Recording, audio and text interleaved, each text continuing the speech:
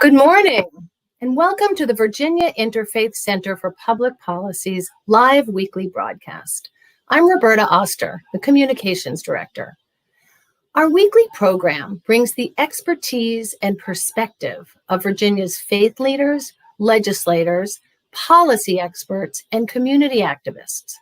We focus on economic, racial, social, and environmental justice issues in Virginia. And we share resources and opportunities for you to get involved in our work, advancing social justice and helping our neighbors. This is an interactive broadcast, so please ask questions by writing them in on Facebook during the show. We care about your feedback and we'd love to hear from you. Today's broadcast is a very special day today. We are going to honor the legacy of civil rights leader, Congressman John Lewis. He passed away last Friday, July 17th, at the age of 80. But before we move into our segment about Lewis, we'd like to take a moment to recognize another great civil rights leader, Reverend C.T. Vivian, who passed away the same day as Congressman Lewis. He was a distinguished minister, organizer, and author. Reverend Vivian worked alongside Dr. Martin Luther King Jr. He participated in the Freedom Rides and other major civil rights movements, and he co-founded the Nashville Christian Leadership Conference. Vivian spent his life training others to organize and getting arrested, fighting against racism. He was awarded the Presidential Medal of Freedom by President Barack Obama in 2013. Reverend Vivian passed away last Friday at the age of 95. We pay tribute to Reverend Vivian and the countless other courageous people who fought for civil rights in the 60s, and for those hundreds of thousands who continue their fight today. Our broadcast focuses on Congressman John Lewis. He served in the U.S. House of Representatives as a Democrat representing Georgia's 5th District from 1987 until his death last Friday. He was born in Troy, Alabama, and John Lewis's parents were sharecroppers. In his early 20s, he was one of the original 13 Freedom Riders. He helped to organize the 1963 March on Washington and the Selma to Montgomery marches.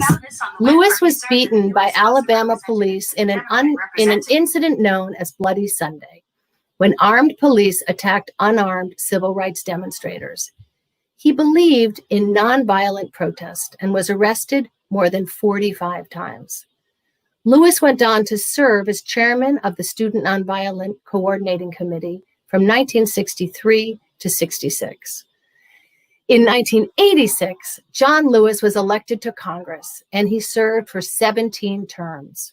That's 34 years. And in 2001, Congressman Lewis was awarded the Presidential Medal of Freedom by Barack Obama, who said Lewis was the conscience of the Congress. So we welcome our guest today. We will discuss Congressman Lewis's legacy with two scholar activists who are also faith leaders. I am honored to introduce our guests. First, Dr. Leslie Copeland-Tune, who is the Chief Operating Officer of the National Council of Churches.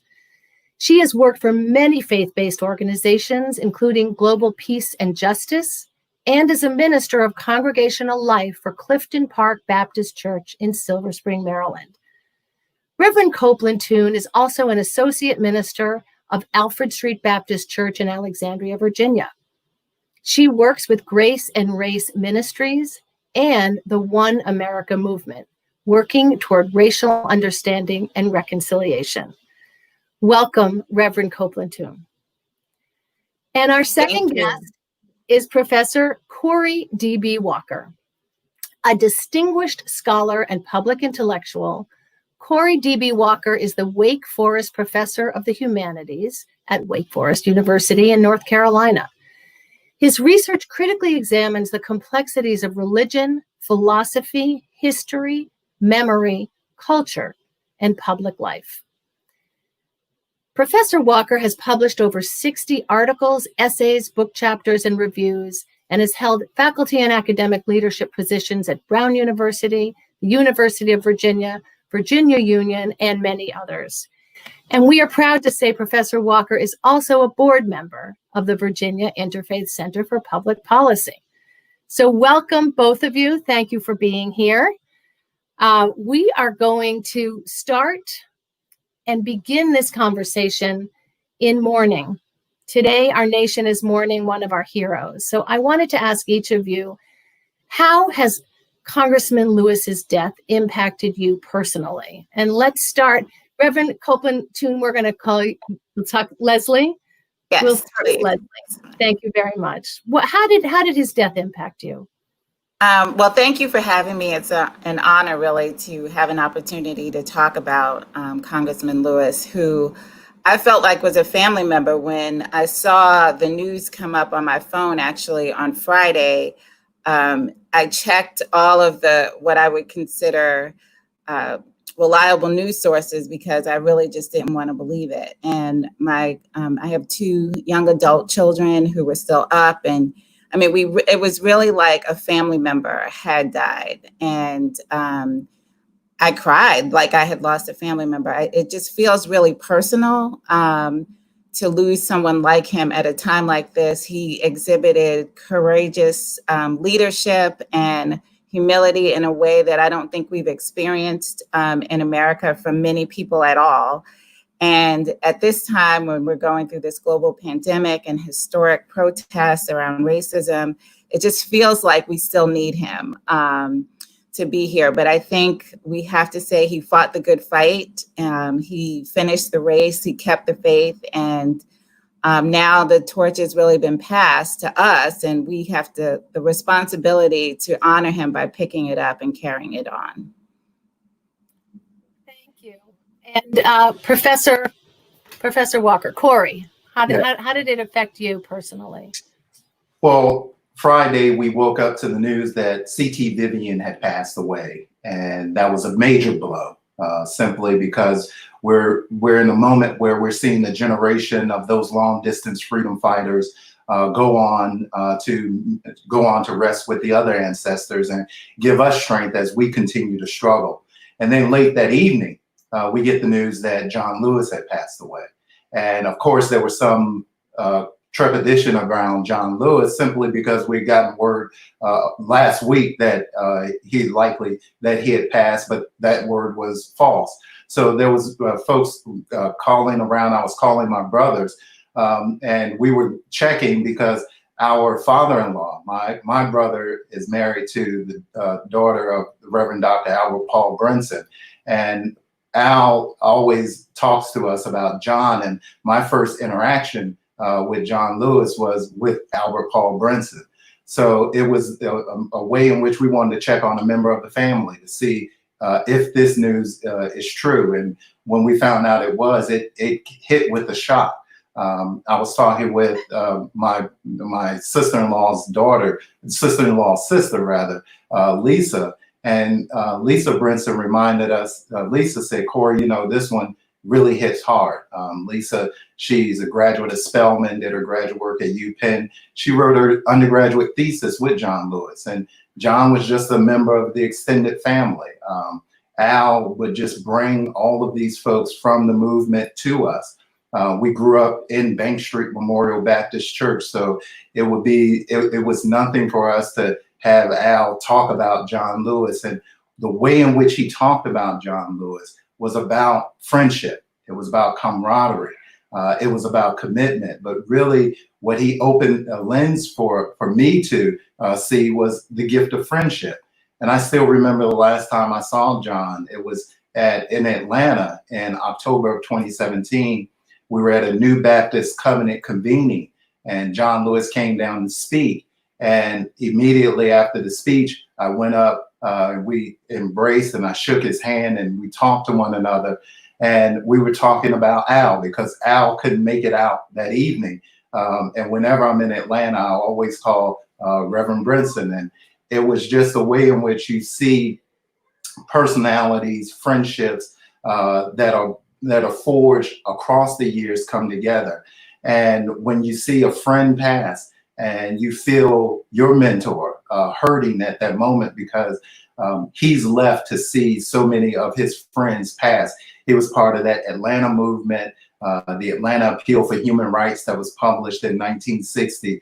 When you see all of that generation pass and you're there and you're watching them, it becomes very difficult. And we've had some very challenging conversations about this. And this is a moment where it moves beyond just the headlines. It moves beyond just let me read what's in the newspaper or let me hear folks talk on TV.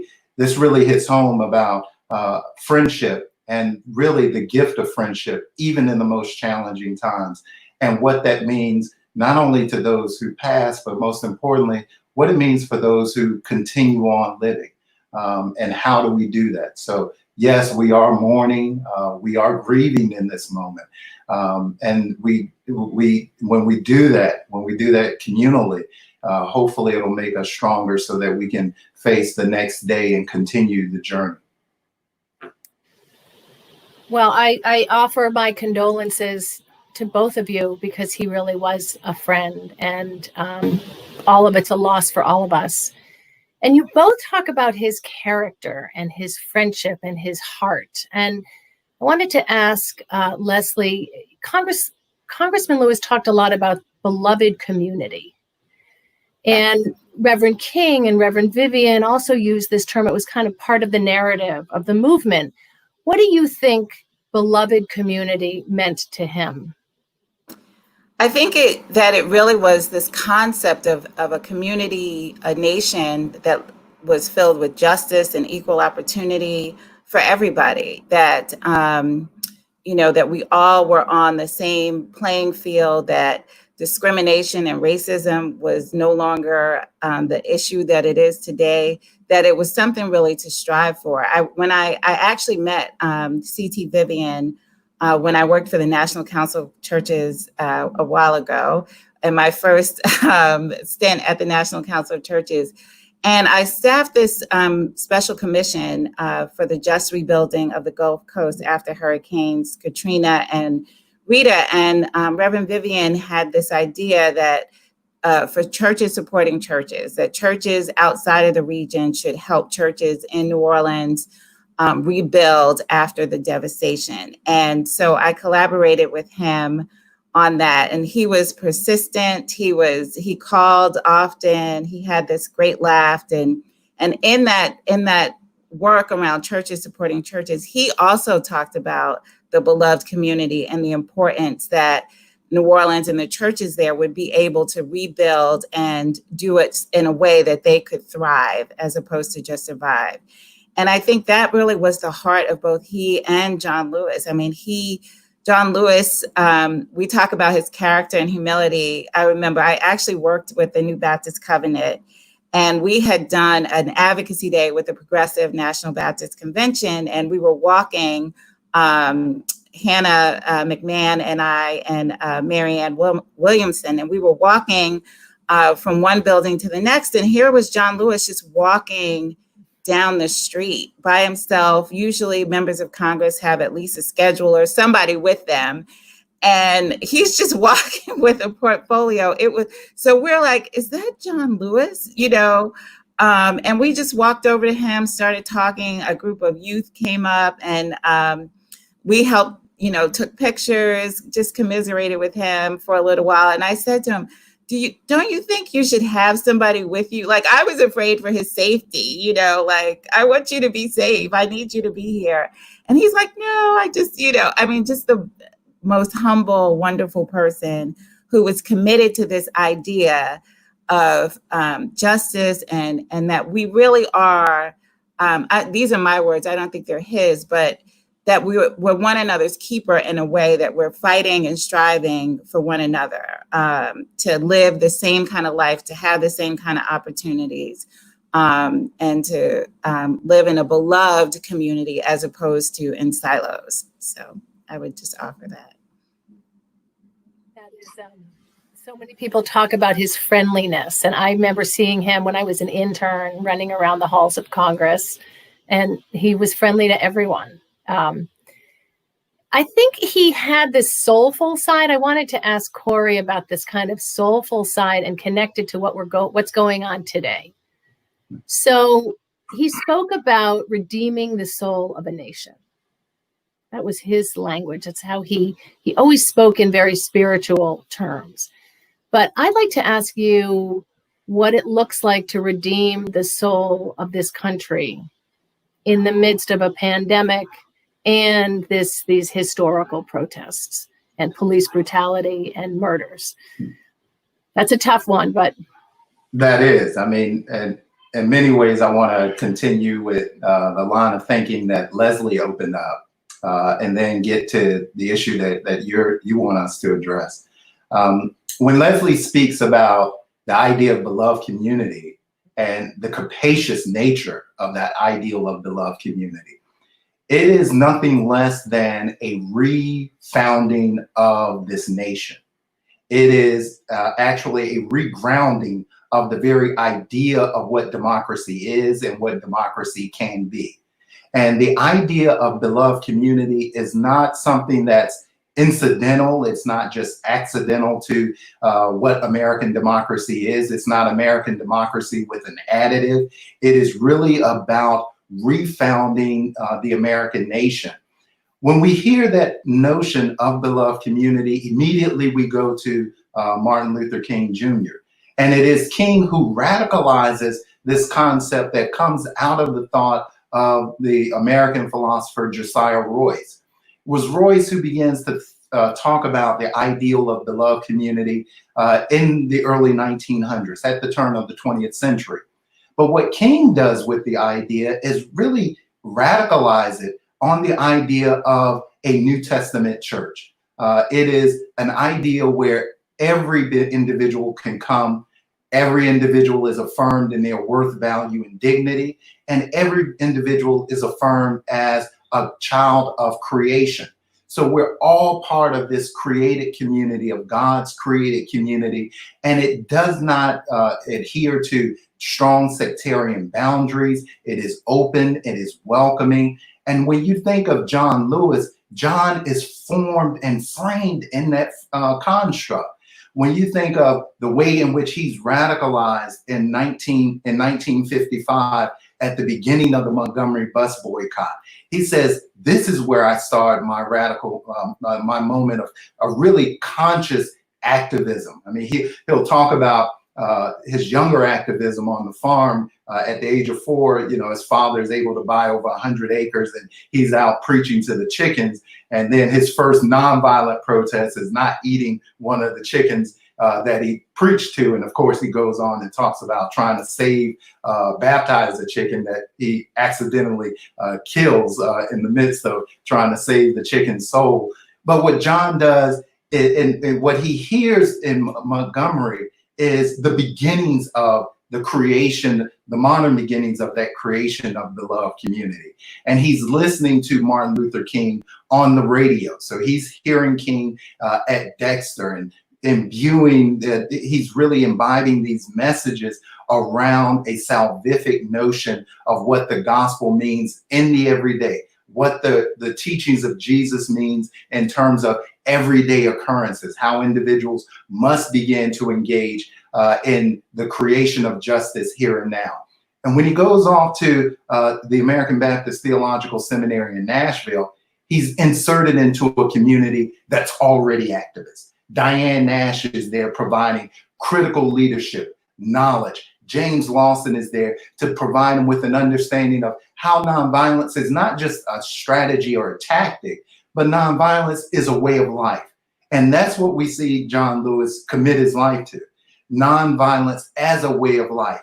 It is these nonviolent citizens, these citizens that are shaped and formed in different ways and in different understandings and to a different orientation, not a competitive, capitalist orientation, but a more cooperative, collaborative, creative construct that seeks to build community where all individuals are. And of course, when we see his work as a freedom rider, going through his work with Student Nonviolent Coordinating Committee, the work with SCLC, what we see is a life committed to being and building that beloved community. And what it does and what it requires is to shake the very foundations of the nation in order for the bright day of justice to emerge, as King would say. That's what John Lewis is about. That's what beloved community is about. It's not just let me read an anti-racist book, or let me have my congregation read a book together so we can understand race in this moment. It requires us to radically, fundamentally, and foundationally reorient our society so that all of God's creation can live in justice, peace, and harmony. That requires nothing more than a fundamental revolution.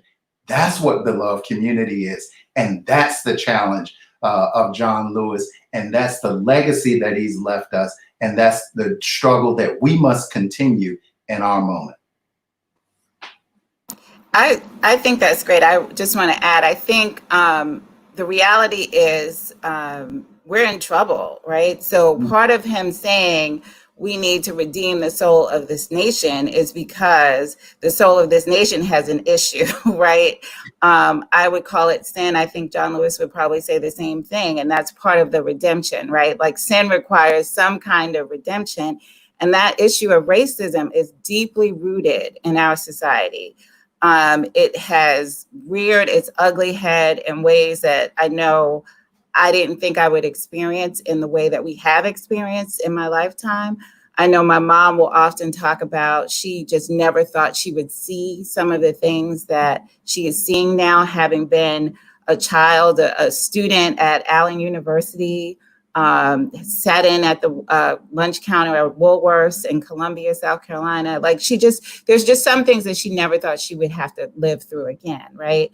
But the reality is this is where we are. And I think the thing that John Lewis really pushed us in terms of getting into good trouble and necessary trouble, and this idea of redeeming the soul of this nation, is that we've got to deal with this. And it's not enough.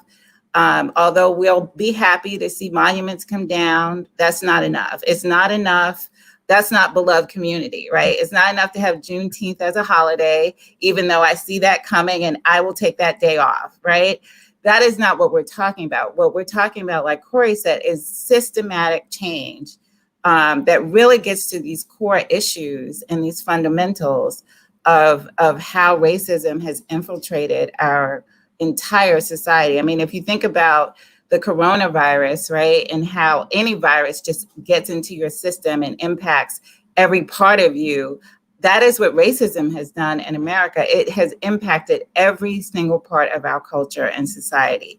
And if we're going to do anything about it, if we're going to redeem the soul of our nation, we really have to not pretend that we can just take cold medicine and do these surface kind of fixes and that it'll go away. We've got to do the hard work of really digging in, rolling up our sleeves, getting into good trouble, and making sure that we end racism once and for all. Well, Corey, could you talk? Thank you. I'd love to ask you to talk about getting in good trouble, necessary trouble. Love to hear from both of you on that. Well, John is part of that generation that Howard Zinn correctly called the new abolitionists. And these were the young people. Now, we hear the rhetoric that we're in a moment where young people are leading us. Remember, when John gets on that bus as part of the first Freedom Riders, he's 19 years old. The folks in the Student Nonviolent Coordinating Committee, they're young people. They're first year, they're college students.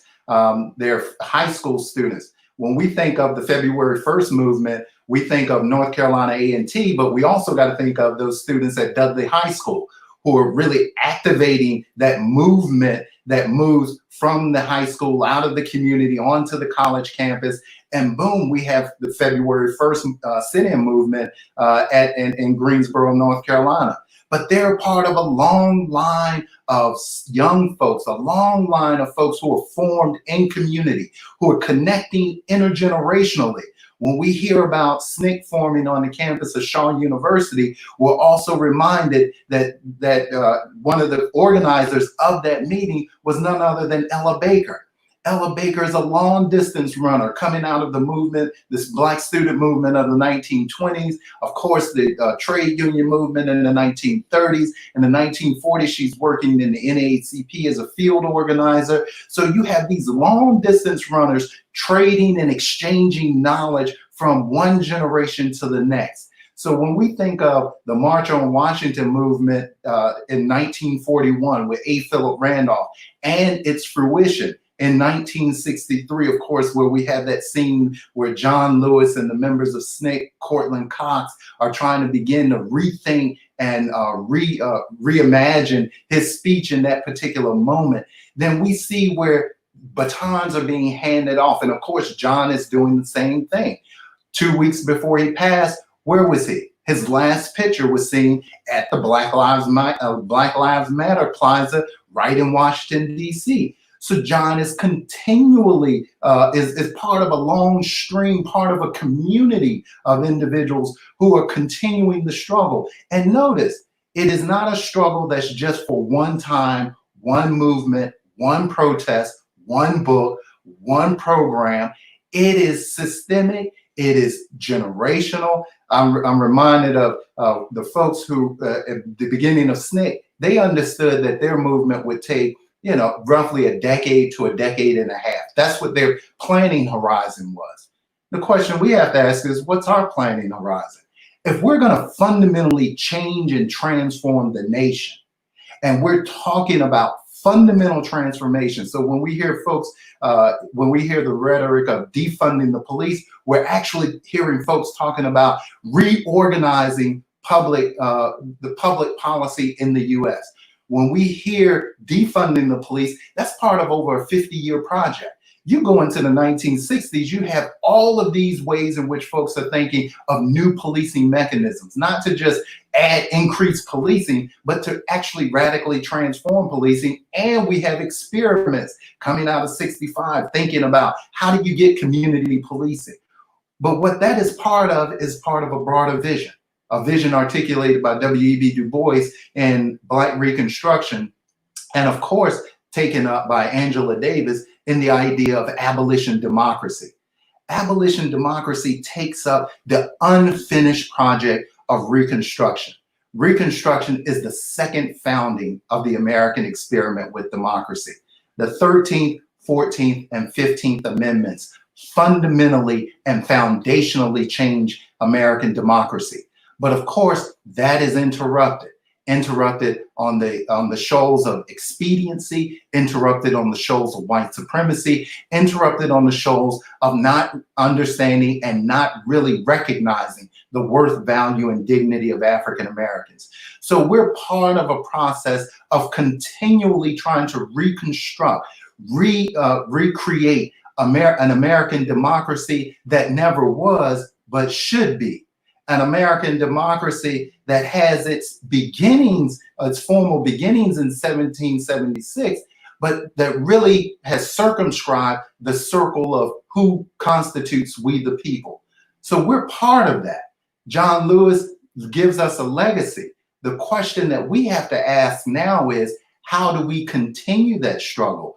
What should be our criteria for moving forward, not just on developing a public policy prescriptive for one thing, but how do we begin to imagine the ways in which we use the resources of our nation in order to fulfill the lives and life chances, not only of the citizens of the US, but also the citizens of the world. What this pandemic exposes is that we are necessarily interrelated with one another in a planetary sense. It is not just about the United States. The sovereignty of the nation can't save us. There needs to be a planetary response and a planetary orientation to human life and to all of creation. Because climate change doesn't just come for those who live in Richmond, Washington, Virginia Beach or those in the Commonwealth or in the US, climate change is about all of us. So John has a broader vision for us. And what John puts on the agenda is nothing less than a refounding of democracy. And that's the challenge that we have. And we have to do it each and every day. So there's no silver, there's no singular answer. There's no commitment. There's just one thing that we have to be committed to. And when John says be committed to good trouble, that means continue to struggle everywhere you are. Be that person that interrupts. When we think of something as nice and smooth and easy, get in some good trouble. When we think we have the simple policy fix, get in good trouble. When everybody's happy with the way things are, and yet we still have layers of poverty deep and mired both in the US and globally, get in good trouble. Yeah, that was great. That was great. It's hard to add to that. I think, I became an activist in college as an undergrad at Syracuse University when I was there. Racism, they just had a really lot of issues this past year. But when I was there, there was, I was marching. I was calling my mom, like, I think I'm going to jail. She's like, wait a minute. Like, I did not send you there to be Coretta Scott King. And it just, a fire lit in me based on my own upbringing, my faith, my understanding of what it meant to fight for justice and equality. And I think that's what John Lewis is telling us, right? Like when you see something that's wrong, that you don't turn away from it, but you lean into it, that you figure out how to disrupt what you might see and do it for this greater work of justice. And that's what I think that we're being called to, even in a moment like this. I mean, the reality of the situation is, in order for us to have a more just America, to have even move toward a beloved community, to have this kind of global view of what it means to have neighbors and relationships with people outside of those who we in our family and those who look like us, it means that we're going to have to turn some things out. We're going to have to, put our bodies on the line. And that doesn't mean the same thing, I don't think, for everybody. I know everybody is not necessarily a person who's going to go out into the streets and go to protests. I usually am there. As soon as I can get there, I'm usually there because that is just how I feel. That's one expression, I believe, of getting not only into good trouble, but being a part of a communal response to something that is unjust, is protest. But I do know also it's much deeper than that. It is the policy pieces. My God, it's going to PTA meetings, to me, for parents, is an act of resistance and an act of getting into good trouble, because for Black and brown kids, a lot of things that happen in PTA meetings impact our children. And sometimes we're not there to figure it out or to know about what's going on. So I think he's really, this idea of getting into good trouble is to be courageous, to know that when you're fighting for justice, you're not just wasting your time, right? And that's one of the things, as I watched the documentary on John Lewis, that was really in my spirit. And I honestly lifted up some prayers, like, do we have the resolve, right, to for the long game, for the marathon of what creating a just society looks like?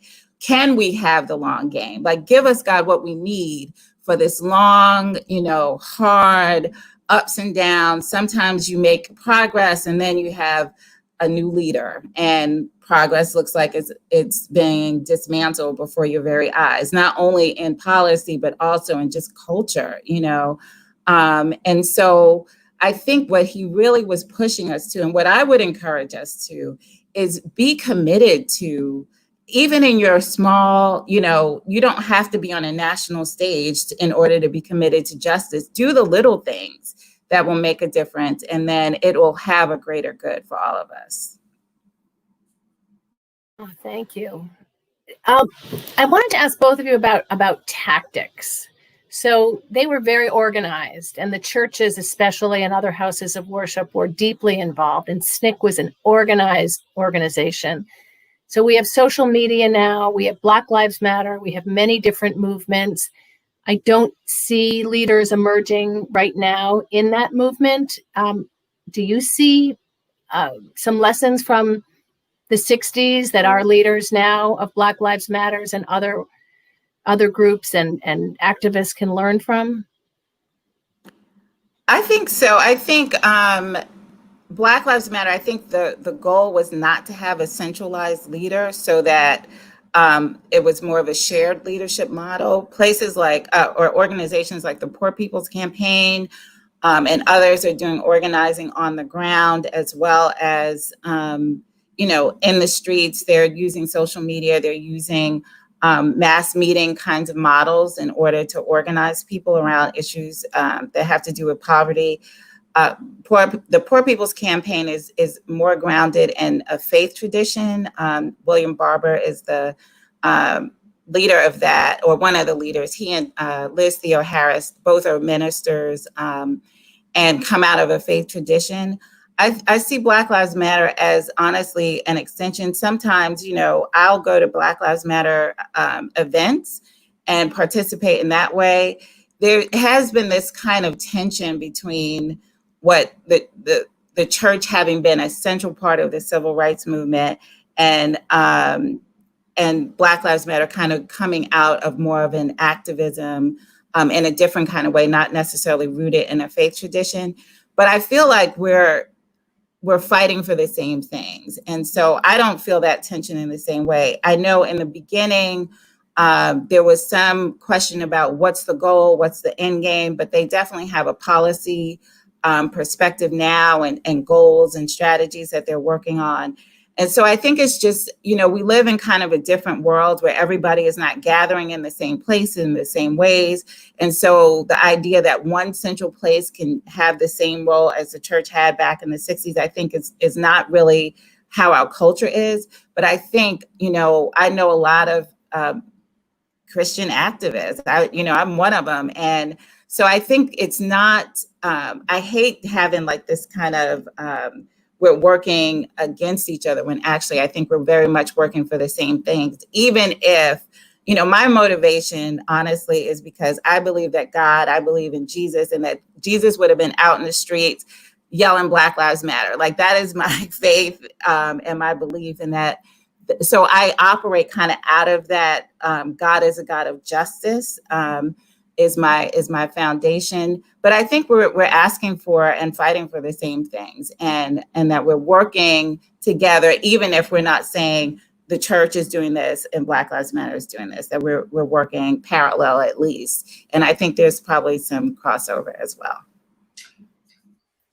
I think what we're seeing right now and what we can learn from the past and what we're seeing now, there are plenty of leaders at work today. There are plenty of leaders in local communities, that nationally, when we think of Black Lives Matter emerging in the 2000s and in and around 2014, not moving beyond just a hashtag, but actually a leadership formation that's grounded in local communities. So we're not looking for the titular head or the titular leader. What we're seeing is a mass leadership model. This is what Ella Baker does with SNCC. Ella Baker reminds the students of SNCC that you can organize yourselves any way you'd like. And there was a question at the organizing conference, would SNCC become part of the Southern Christian Leadership Conference? Would it be organized in relation to the NAACP? What she advised the students to do was to be their own organization. And of course, SNCC really advanced a model of leadership amongst all individuals. And this is where John Lewis is formed in. This is where Lewis realizes that there are gifts and capacities present in every individual that's here on God's earth. So what we do is develop organizations and formations that then enable those gifts, those talents to come to the forefront to advance the goal of all people. That's what you're seeing right now.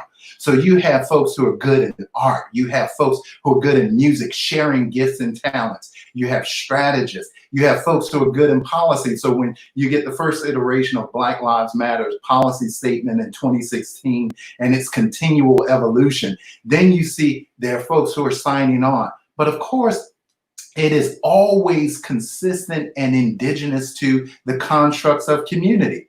So when we think that you have this broad civil rights movement in the modern era that just erupts out of nowhere, Martin Luther King comes on the scene, and then Martin Luther King is killed and assassinated. That's actually the wrong model. The model is really a series of small movements that are going on throughout the South. And when we think of King and the Montgomery Improvement Association, remember, they drafted him. And King always said, it is the people that move the leaders, not the other way around. So this idea that, you have these leaders who go to the forefront is part and parcel of the ways in which we reimagine that movement, not in the ways in which it happens on the ground. Because we remember when King is leading the Poor People's Campaign, we have video, we have footage. There's hardly no one there with him. He can't organize folks. Folks are not there. Remember, post 1965, most folks leave King. King begins to amp up international critiques of the US. And of course, when he comes out on April 4th, 1967, against the Vietnam War at Riverside Church, it will be 1 year later, exactly to the day that he's assassinated. So what we imagine as this movement, we have to reimagine. And that's the ways in which folks like those associated with the SNCC Legacy Project, people like Dory Ladner, folks like Cortland Cox, folks like, indeed, my dear friend Charlie Cobb. That's what they've been doing, trying to figure out and actually educate folks on how we understand this. When we think of Judy Richardson and her wonderful book, Hands on the Freedom Plow, what Judy is doing is really collecting those stories such that these narratives that we have, which actually do violence to the entire history and experience of that moment, is re-narrated through these activists so that we understand it was young people. They were organized in their own ways, in their own communities. They were consistent with this idea of being non-hierarchical, and they were trying to work through confronting a systemic issue that did not lend itself to simple fixes, one-shot solutions, or one program or one demonstration. That's what we see today. We're experiencing the longest moment of civil uprising in the US since the broad Black modern freedom movement in the mid-20th century. The question that we have to ask ourselves is, what type of world do we want to build? And that's that iconic photo of Danny Lyons with John Lewis in Cairo, Illinois, when SNCC added the caption, "Come, let us build a new world together." That's what the young folks are asking. That's what they asked for in the 60s, and that's what folks are asking for now. Myself, I'm part of that. I grew up and was formed and framed, if you remember, Greek Fest 1989 in Virginia Beach. What happened there was a travesty, because folks don't realize that the State National Guard came down on 100,000 Black college students. And I was in high school. Then I went to college as an activist, but I had come out of a long line of activists from my family, and of course through the families that we're now married into, and our bigger family, connecting those struggles, connecting those generations. So let's move away from the singular narrative of one leader, but let's begin to narrate all of this Black freedom struggle through the ways in which it was experienced. And I would ask all the viewers to just spend some time with the SNCC Legacy Project and with SNCC Digital.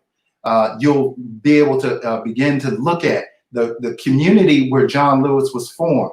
You'll learn about the Nashville movement. You'll learn about Reverend Lawson. That's the formation. These are community formations. These aren't solo individuals. They're not isolated churches.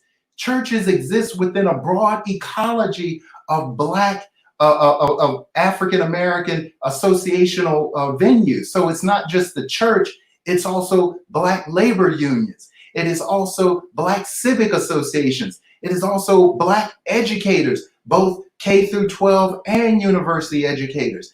It is Black workers. Remember, King is killed in Memphis because he's working with the Memphis sanitation workers who are organizing. This is Black labor. So there's a broad organizational framework. When you get a community committed on freedom, that's what formed John Lewis, an entire community, all sectors, not just one institution. We have work to do. Leslie, do you want to? Yeah, I would just say we have to vote. I mean, John Lewis put his life on the line numerous times so that we could vote. And that is the very least I think we could do, is not just for John Lewis, but, you know, my grandparents were teaching people how to fill out the forms so that they could vote. And I found out much later that the KKK burned a cross in front of their lawn. I think, you know, the cost is high of voting, but not voting is even more costly than that. And so this year especially, we have got to have some leadership changes in our nation. We just cannot continue down this road of division and 1 minute, one thing, 1 minute. I mean, it's just it's too much. And there's a lot we could say about that. I don't want to belabor the point, but I hope that people see anybody who said voting doesn't matter, it's not going to make a difference. I hope that you see now that voting absolutely matters, and nobody would be spending this much time making sure you don't vote if it didn't make a difference. And so at the very least, we need to make sure that we're registered. All of our friends are registered. If it doesn't matter, if you want to continue with that narrative, I think we could have an offline conversation, but, you know, vote anyway, even if you don't think it matters, because it matters to so many of us. Fill out the census. That's going to determine who our representatives are in the next 10 years. And so these are like little acts of resistance that we can do to make a huge difference in our nation and our world. I saw one question come up about how do you make sure your children are involved? My children have been going with me on protests since we were protesting about Darfur, Sudan. They were little, they were handing out flyers, they were handing out information. I have let them journey with me, both in my faith, honestly, and in activism, to let them see the ups and downs, to let them hear me pray, to let them hear, you know, and see what was going on, to explain to them and get their opinions about what is going on in the world.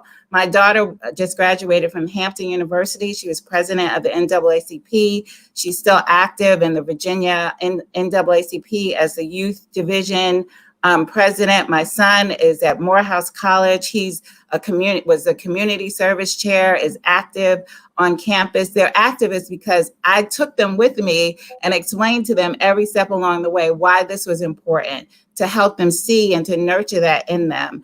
And I think that that's our responsibility as well. And they're both registered and have voted. Couldn't wait to do it. And so, and they're being ambassadors to their friends about voting and making sure they vote, regardless of whether they think it doesn't matter. I mean, that's a much longer conversation, maybe a different show, but certainly voting has to matter. If it didn't matter, they wouldn't be trying to stop us from doing it. And that's what John Lewis and C.T. Vivian and Dr. King and Ella Baker, everybody put their lives on the line so that we would have this one way, not the only thing, but this one nonviolent, peaceful way of being able to have our voices heard. It's part of a much larger strategy and strategies for the beloved community and for justice, but it's a little thing. You might have to stand in line for a long time this year. That's another conversation as well, but do it. Take a book, take your iPod or whatever, your music, you know,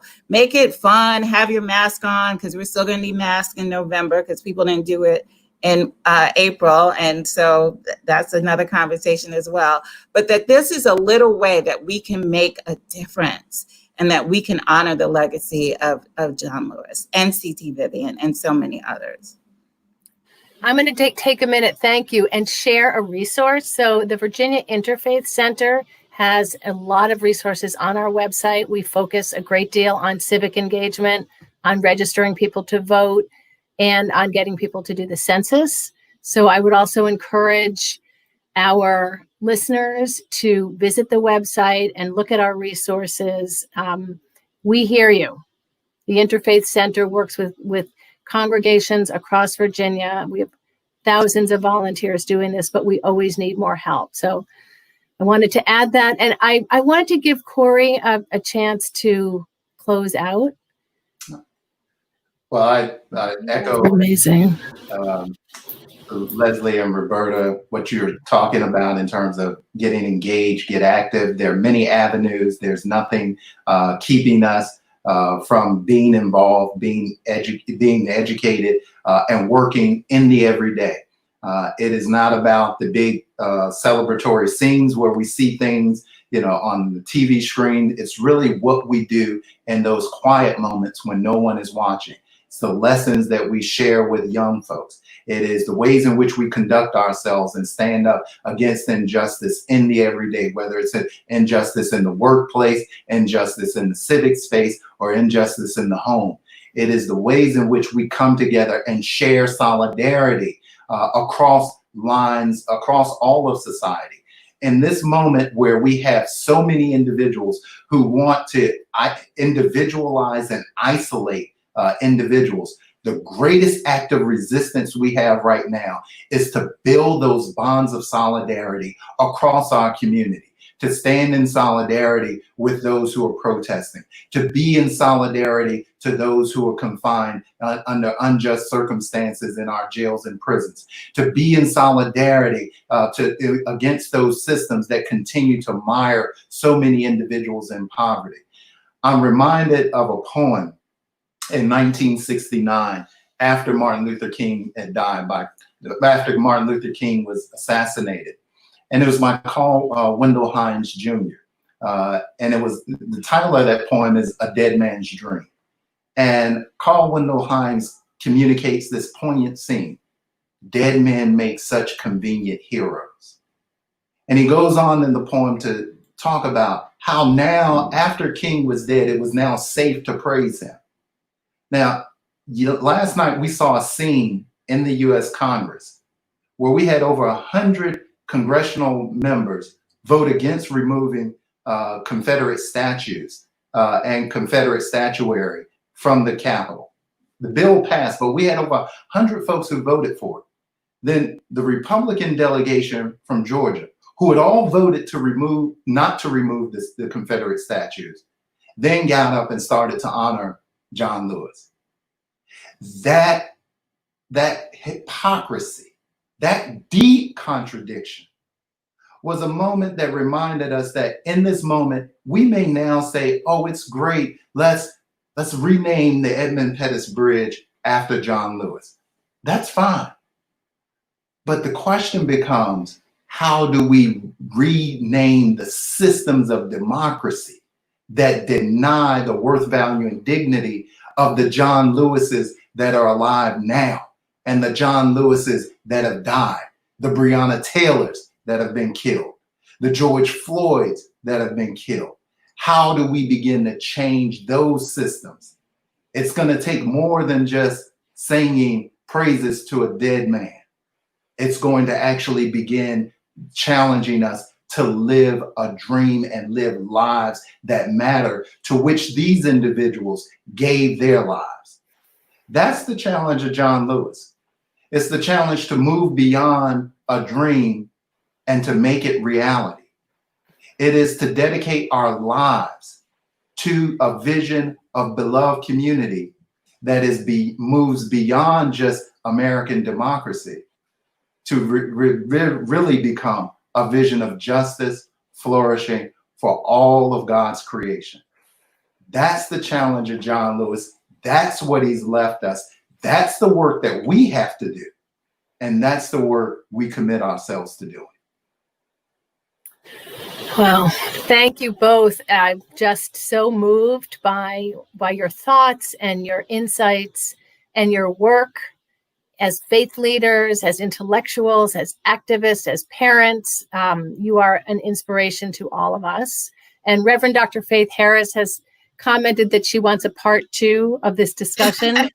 Because even though it's almost an hour, I think we have just scratched the surface. And there's so much work to do and so much wisdom to be gained from these kinds of deeper conversations. So I'd like a rain check for a follow-up show, and really on behalf of the Interfaith Center and all of our faith leaders and our congregations and our community and the activist organizations we work with, thank you for being here and for doing this work. And I think we're going to have to sign off because we are almost at an hour, but thank you both very much. It was great to be here. Thank you.